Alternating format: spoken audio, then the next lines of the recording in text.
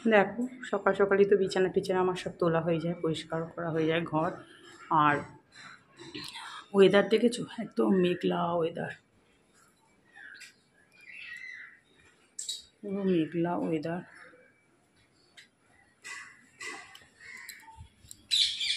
এখানেও ঘরে সব পরিষ্কার টরিষ্কার করা আছে। ওয়াশিং মেশিনের কভারটা ওখানে জানলার ওখানে রেখে দিয়েছি, কারণ এখন মেশিনটা মাঝে মাঝে লাগছে তো, ওই ড্রায়ার করতে হচ্ছে। চল, মেয়ে তো ভীষণ একটা ঝামেলার মধ্যে পড়েছে ওর প্রজেক্ট নিয়ে, কম্পিউটারটা একটু প্রবলেম করছে, গালে হাত দিয়ে এখন পড়ছে, দেখা যাক কতটা হয়। তাহলে চলো, চাটা বসিয়ে এসছি। শুভ সকাল বন্ধুরা, সবাই কেমন আছো? নিশ্চয়ই খুব ভালো আছো, আমিও ভালো আছি। একদম চারিদিক মেঘলা ওয়েদার, আমাকে এখন লাইট জ্বালিয়ে নিতে হলো। এত আমি সকাল থেকে গুমোট, যেই তোমাদের দাদাভাই বেরোলো বাস টিপ টিপ টিপ টিপ বৃষ্টি শুরু হয়ে গেল। আর কি রেগে গেছে, স্বাভাবিক। ততক্ষণ পর্যন্ত গুমোট হয়েছিল, বৃষ্টিটা নামে না। আমি ভাবলাম একটা স্টেশন অব্দি পৌঁছলো তো নামতে পারতি। যা মেয়ে তো, আমি মেয়েকে বলছি, দেখ তো তুই যদি যেতে আজকে বলে, ও তো গেল না। তো তোমাদেরকে বলছি যে প্রজেক্ট নিয়ে খুব প্রবলেমের মধ্যে পড়ছি, দেখা যাক কতটা সলভ করতে পারে। আমি এই যে এখন একটু চা নিয়ে বসলাম। সকাল সকাল তো অনেকটা কাজই করে ফেলেছি, যতটা সম্ভব আমার পক্ষে ততটাই করলাম। সম্ভবের বাইরে গিয়েও করতে হচ্ছে, মানে আমার শরীরটা পুরো ভালো লাগছে না। সকাল থেকে উঠি, তারপরে তোমাদের দাদার কাছে পুজো দিতে হয়েছে। বুঝতেই পারছো আর কি বলবো, সেই জন্য আমারও শরীরটা খুব খারাপ। কিন্তু কাজ তো আর থেমে থাকলে চলবে না, করতে তো হবেই। দেখি আবার টিফিনও দিতে আছে, মেয়ে বাড়ি আছে যেহেতু, মেয়ে বাড়ি না থাকলে বা যে ওর বাবার অফিসে না, ওর বাবার মতো করে দিয়েছি অল্প করে, আর নিয়ে ওর কাছে গেছে, অল্প একটু রয়েছে তরকারি। কিন্তু আমাকে রান্না টিফিনটা একটু করলে ওই মেয়েও খেতে পারবে, আমিও খেতে পারবো। দেখি কিছু করবো, কিছু তো একটা করতেই হবে। আর রান্নাবান্না তো সিম্পল রান্নাবান্না, দেখি কী করা যায়। তাহলে চলো, দেখতে থাকো, সঙ্গে থাকো। আজকে রান্নাটা দেখো তাড়াতাড়ি বসিয়ে দিলাম, জানো তো। ভাবলাম যে টিফিন করতে হবে তো, তাহলে একটা রান্নাকে বসিয়ে দিই। এই দেখো না, ডিমের অমলেট কারি করবো। ডিমের অমলেটগুলো সব ভেজে নিয়েছি। এবার কড়াতে একটু তেজপাতা, সাদা জিরে, একটু দারচিনি ফোড়ন দিয়ে পেঁয়াজ দিয়ে দিলাম, একটু রসুনও দিয়েছি, 2-3 কোয়া রসুন একটু থেতো করে দিয়ে দিয়েছি। আর পেঁয়াজ দিয়ে এগুলো একটু ভাজা ভাজা মতো করে নিয়ে এবার ডুমো ডুমো করে যে আলু কেটে নিয়েছি, আলু পেঁয়াজ সব একসঙ্গে খুব সুন্দর করে ভেজে নেবো। আমার মেয়ে না এটা খুব ভালোবাসে দেখি। আর অমলেট কারিটাই না তো খেতে খুব ভালো লাগে, যেহেতু অমলেটের মধ্যে একটু বেশ ঝোল টোলগুলো মশলাগুলো ঢুকে যায়, তো ভালো লাগে বেশ খেতে। দেখো আলুগুলো খুব সুন্দর করে ভেজে নিয়েছি আমি। মশলাটা করা ছিল পাশে, আদা বাটা, জিরে, নুন, হলুদ আর টমেটো কেচাপ দিয়েছিলাম, কাঁচা লঙ্কা তো ঝালের জন্য আমরা দিই, আর দিয়েছিলাম একটু রেড চিলি পাউডার দিয়েছি কালারটা আসার জন্য, বাস আর কয়েকটা চিনির দানা দিয়েছি ব্যালেন্সটা ঠিক রাখার জন্য। এবার ভালো করে কষিয়ে নিচ্ছি। দেখো মশলা থেকে যতক্ষণ তেল ছেড়ে গেছে, এবার মশলা ধোয়া জলটা দিয়ে দিলাম, আর একটু জল দিয়ে দেবো, বাস। এবার একটু খুন্তি দিয়ে ভালো করে নেড়ে চেড়ে তারপরে এই অমলেটগুলো দিয়ে দেবো। অনেকেই তোমরা অমলেট কারি করো, অনেকে আবার অমলেটটা করে ছিঁড়ে ছিঁড়ে অমলেট, আমি আবার একটা অমলেটকে 2 পিস করে দিই।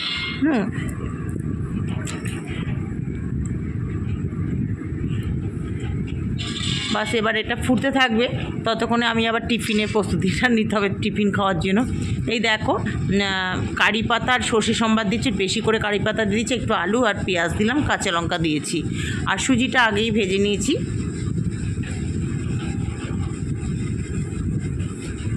ওদিকে অমলেট কারির ঝোলটা ফুটবে, এই মধ্যে আমার টিফিনটাও তৈরি হয়ে যাবে। সুজির উপমা বানাবো এটা ভালো করে ভেজে নিচ্ছি। ভেজে নিয়ে তারপরে সুজিটা দেখো পাশেই রেখে দিয়েছি ভেজে। এই যে আর একটু মটরশুঁটিও দেখেছো, এই যে অল্প একটু মটরশুঁটিও দেবো।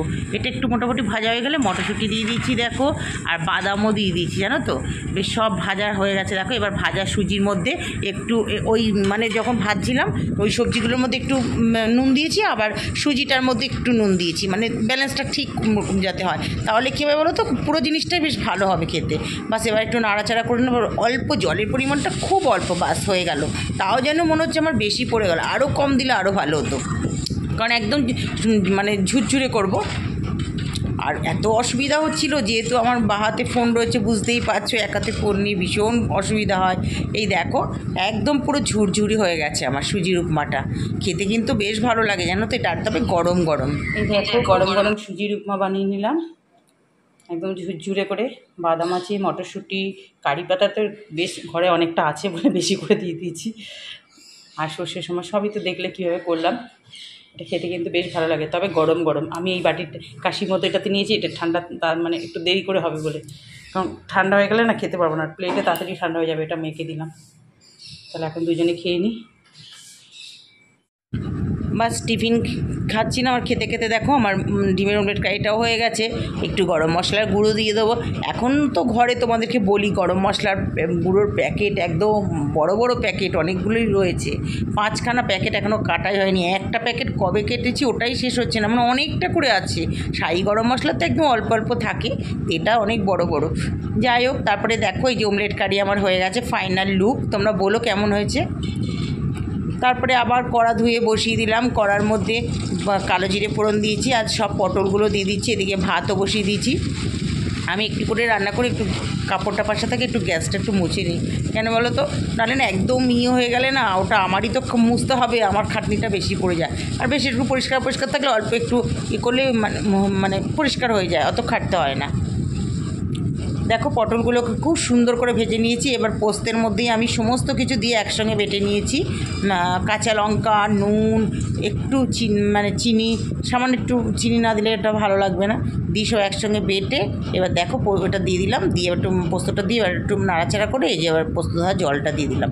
পটল পোস্তটা কিন্তু বেশ ভালো লাগে, জানো তো, রোজ রোজ তো আর আলু ঝিঙে পোস্ত ভালো লাগে না, একটু মাঝে মাঝে চেঞ্জ করলে বেশ ভালো লাগে।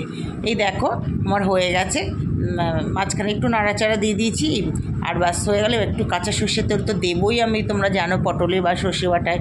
আর এটা মানে খুব ভালো হয়েছিল জানো তো খেতে। এরকমভাবে তোমরা অনেকেই খাও করে, যারা খাওনি তারা এরকমভাবে করে দেখো। পটলগুলোকে তবে সুন্দর করে ভেজে নেবে, তাহলে কিন্তু বেশ ভালো হবে, নাহলে কিন্তু ভালো লাগবে না তো।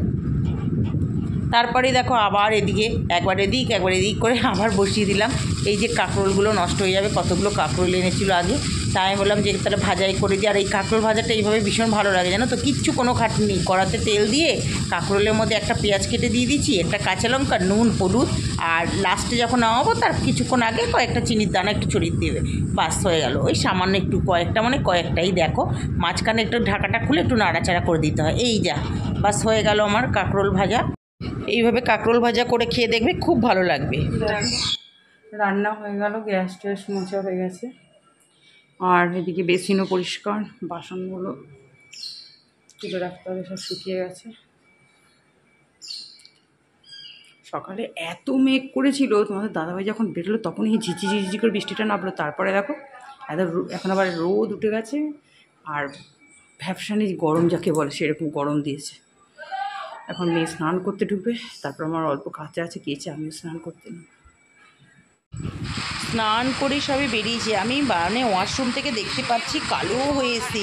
ছাদে সব জামা কাপড়গুলো ছিল জানো, তারপর তাড়াতাড়ি করে আসলাম, আর কি মুষলধারে বৃষ্টি, সব ছাদ থেকে জামা কাপড়গুলো নিয়ে আসলাম।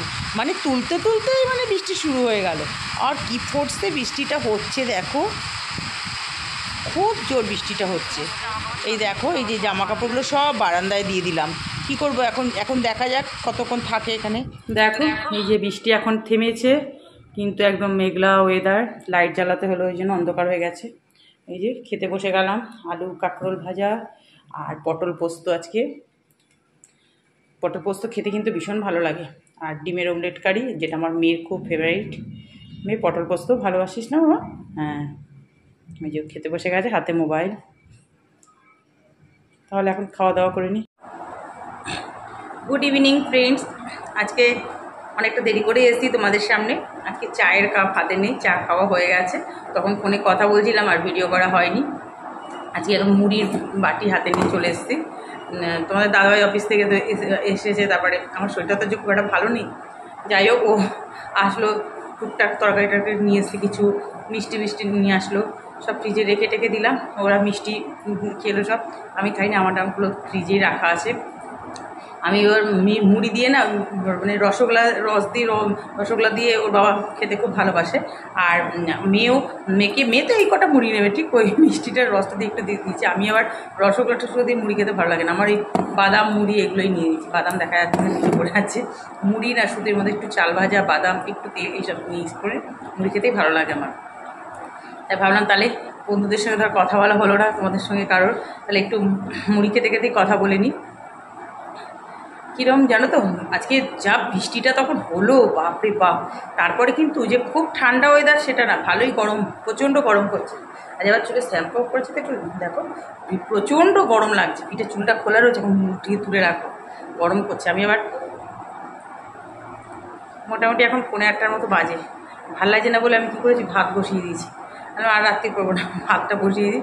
বা এই মানে কিচেনের কিছু কাজ আছে, আবার দই বসাতে হবে, দুধ গরম করতে হবে, একটা পর একটা তো আছে।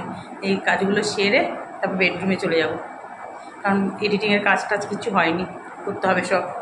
তাহলে বন্ধুরা এখন মুড়ি খাই, আবার পরে আসবো। তোমাদের দাদাভাই একটু বেরিয়েছিল, যখন বেরোলো কত ভালোই ছিল, পুরো আকাশ পরিষ্কার হয়ে গেছিলো। কিন্তু দেখো আবার ঝুপ করে বৃষ্টি এসে গেল। এগুলো ভাগ্যিস প্লাস্টিকের ছিল। আর মেন গেছিলো ওষুধ আনতে, এই যে পিঙ্ক কালার দেখছো প্যাকেটটা, কালকে হাফ ওষুধ নিয়ে এসে আজকে হাফ ওষুধ। ওর তো এখন শরীরটা খুব একটা ভালো নেই, ওই স্পন্ডেলাইসিস হয়েছে, ধরা পড়েছে, তার চিকিৎসা চলছে এখন, প্রচুর ওষুধ খেতে হচ্ছে। আর এই টুকটাক মালপত্রগুলো আনা হয়েছে, মাসকাবারি তো আনা হয়, আর প্রত্যেক সপ্তাহে তো এগুলো তো আনতেই হয়। তাহলে বন্ধুরা আজকে এগুলো দেখতে দেখতে ভিডিওটা শেষ করছি। সবাই ভালো থেকো, টাটা।